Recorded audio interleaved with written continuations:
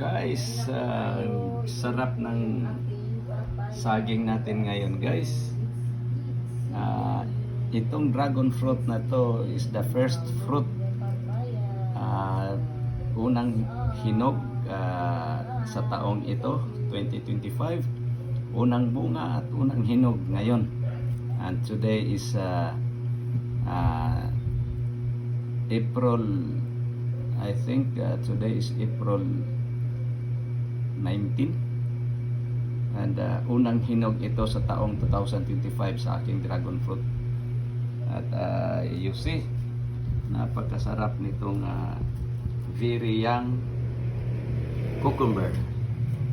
At saka ito rin ang ating papaya mula sa ating garden. Ang daming bunga ngayon, guys, ng ating papaya. Ito, unang bunga ito sa unang puno, pero by next week siguro sobrang 10 ang mahinog by next week. Ito, una ito na bunga. Masarap ito, napakatamis nito, matagal itong masira. Hindi ito Bisaya na papaya, guys.